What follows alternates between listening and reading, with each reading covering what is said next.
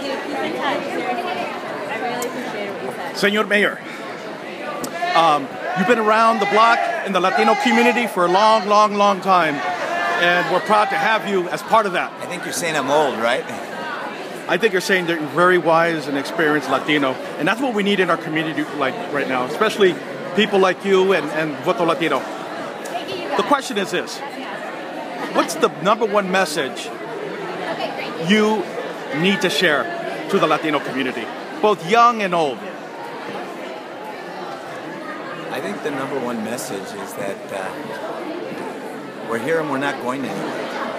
That this is where we have chosen to make our life, so that we got to make sure that we're prospering, that we're educating our children, that we're fighting for the notion that healthcare is a right, not a privilege, that we're speaking out for all of us, including the undocumented amongst us, that we're saying that we want to participate in the American dream, that we want a better life. We're willing to work for it, but we're also willing to fight for it. And, at a time when there are some who have demonized the immigrants among us, the undocumented, acted as if Latinos are the only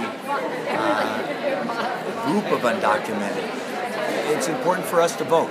It's important for us to say no to that kind of divisive politics. Yes to the politics of hope and aspiration. Yes to the notion that we've got to educate all of our kids, that we've got to fight to make sure that we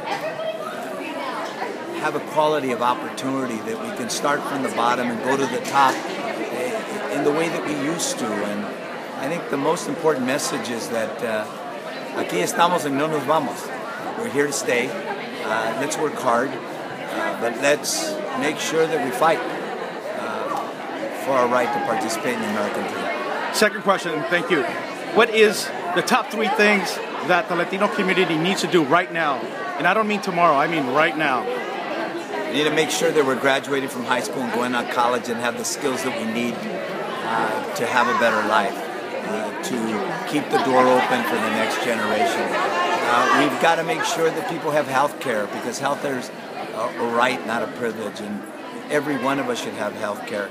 We've got to fight for comprehensive immigration reform. I think those are three very important issues before us and that we have to be involved in. And the last question, senor. Here we go. Nice smile. Thank you. And the last question, are you going to lead California? Will you run for us as governor? You know, right now, I've been on a listening tour. It's been a great opportunity to get to know every part of California.